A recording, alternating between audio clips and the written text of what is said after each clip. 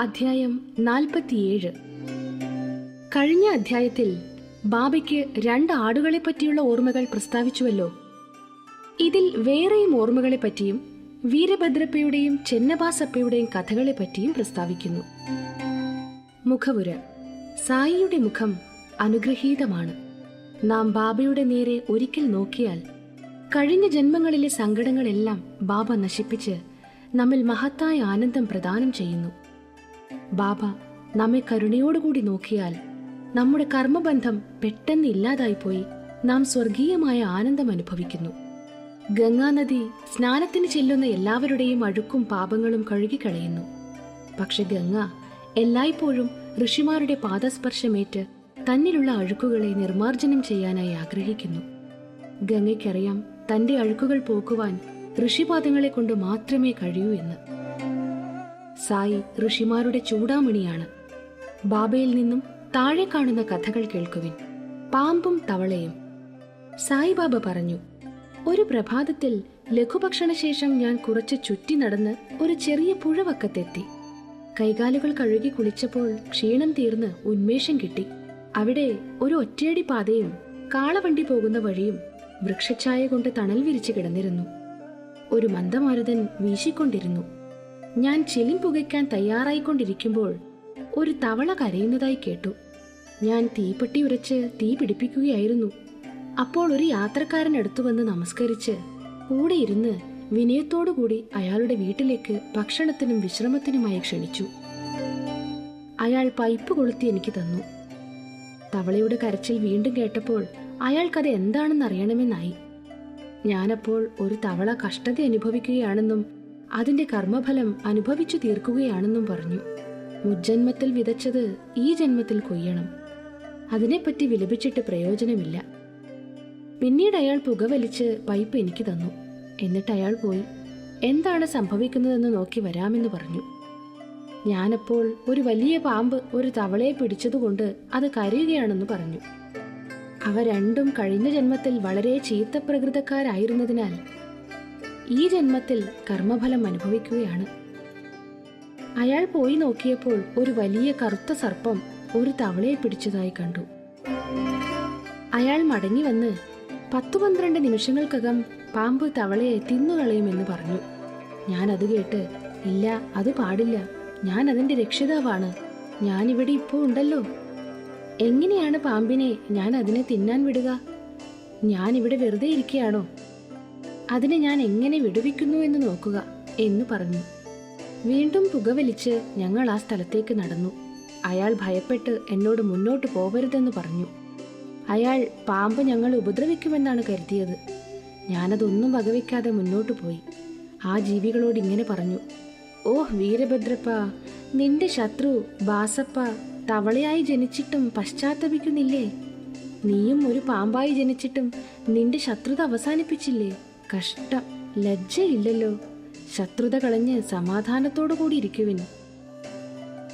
ഈ വാക്കുകൾ കേട്ട് പാമ്പ് തവളയെ വിട്ട് പുഴയിൽ ചാടി അപ്രത്യക്ഷപ്പെട്ടു. തവളയും ചാടിപ്പോയി പൊന്തയിൽ ഒളിച്ചു. യാത്രക്കാരൻ വളരെ വിസ്മയിച്ചു.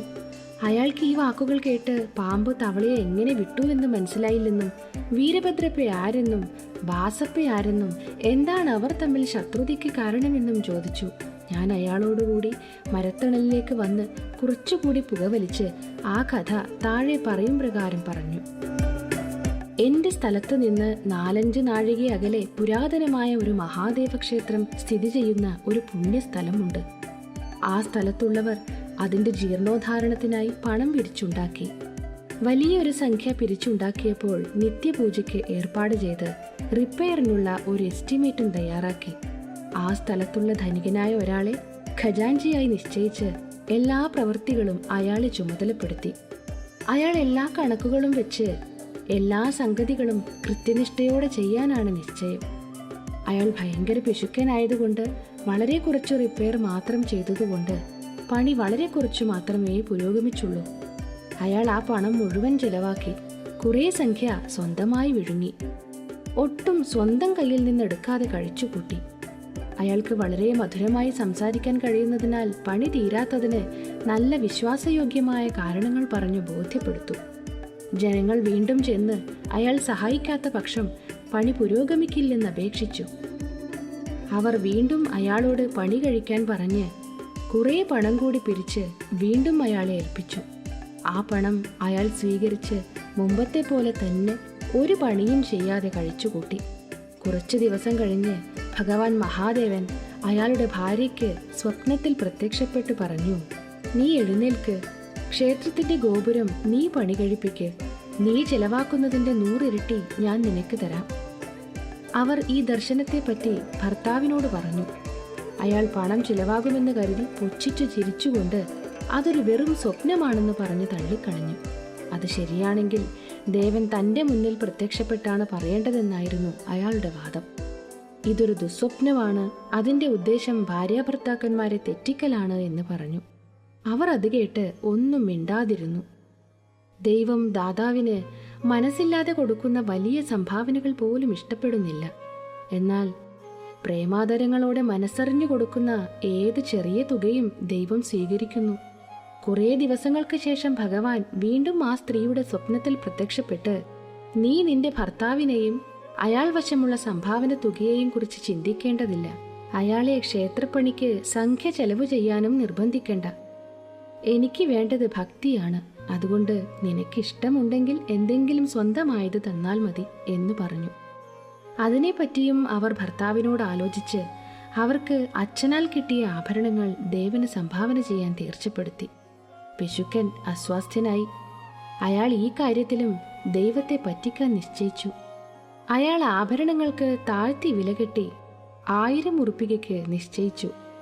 താൻ തന്നെ വാങ്ങി പകരം ദൈവത്തിന് ഒരു വയൽ ജാമ്യമായി കൊടുത്തു. ഭാര്യ അതിന് സമ്മതിച്ചു. ഈ വയൽ അയാളുടേതല്ല, അതൊരു സാധു വിധവയായ ദുബാക്കിയുടേതായിരുന്നു. അവർ അയാൾക്ക് 200 ഉറുപ്പികയ്ക്ക് പണയം കൊടുത്തതാണ്. അവർക്ക് വളരെ കാലമായി അത് വീട്ടിയെടുക്കാൻ കഴിഞ്ഞിരുന്നില്ല. അങ്ങനെ ആ ദുസ്സാമർഥ്യക്കാരനായ പിശുക്കൻ അയാളുടെ ഭാര്യയെയും ദുബാക്കിയെയും ദൈവത്തെയും ഒരേ സമയം വഞ്ചിച്ചു. വയൽ വളരെ മോശവും ഫലപുഷ്ടിയില്ലാത്തതും കൃഷിക്ക് കൊള്ളാത്തതും നല്ല കാലത്തു കൂടി ഒരാദായവും കിട്ടാത്തതുമായിരുന്നു. അങ്ങനെ ഇടപാട് കഴിഞ്ഞ് സ്ഥലം ആ ക്ഷേത്രത്തിലെ സാധു പുരോഹിതനെ ഏൽപ്പിച്ചു. അയാൾ വളരെ സന്തോഷിക്കുകയും ചെയ്തു.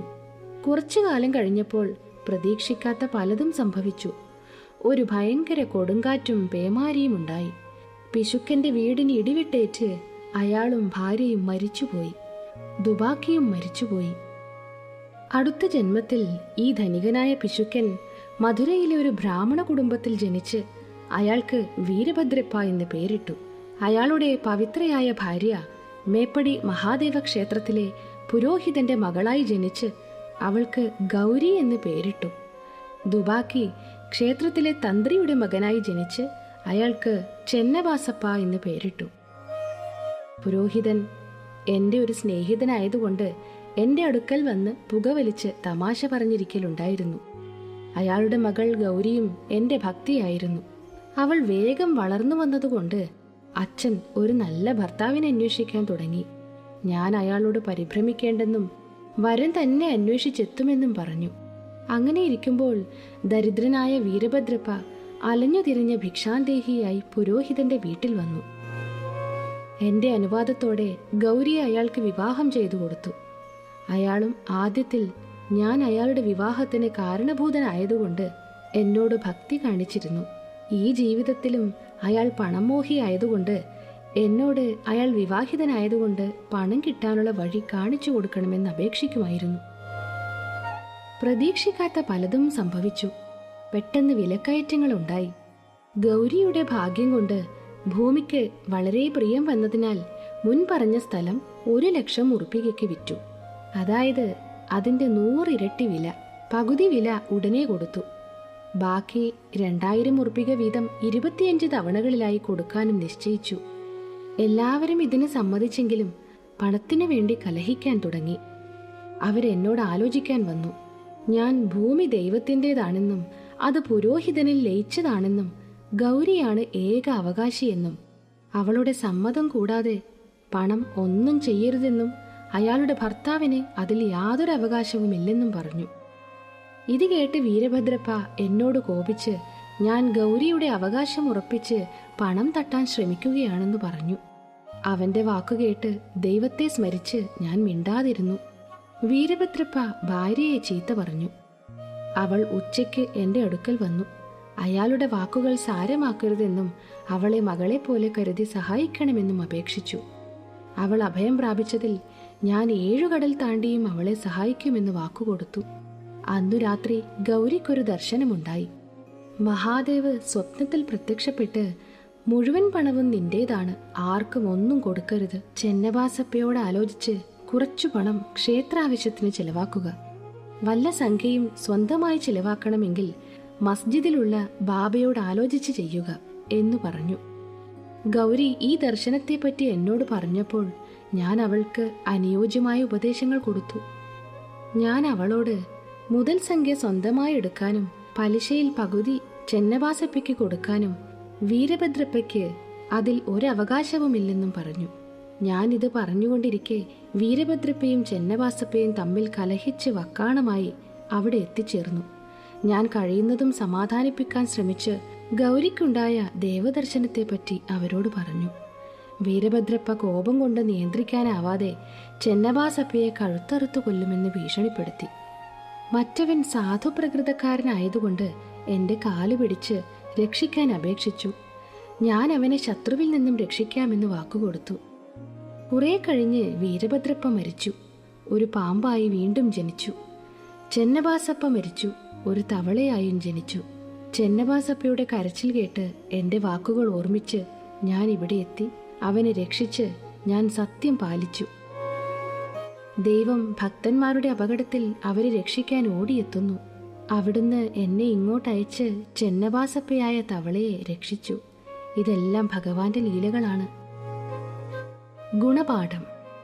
ഇതിലെ ഗുണപാഠം, ഒരുത്തൻ എന്തൊന്ന് വിതയ്ക്കുന്നുവോ അത് കൊയ്യേണ്ടി വരുമെന്നും അതിൽ നിന്ന് യാതൊരു രക്ഷയുമില്ലെന്നും മറ്റുള്ളവർക്കുള്ള കടപ്പാടുകൾ തീർത്തേ കഴിയൂ എന്നും പണത്തിനുള്ള ദുരാഗ്രഹം ദുരാഗ്രഹിയെ താഴ്ത്തിക്കൊണ്ടുവരികയേയുള്ളൂ എന്നും അവസാനം അയാൾക്കും മറ്റുള്ളവർക്കും അത് നാശം വരുത്തുന്നുവെന്നുമാണ്.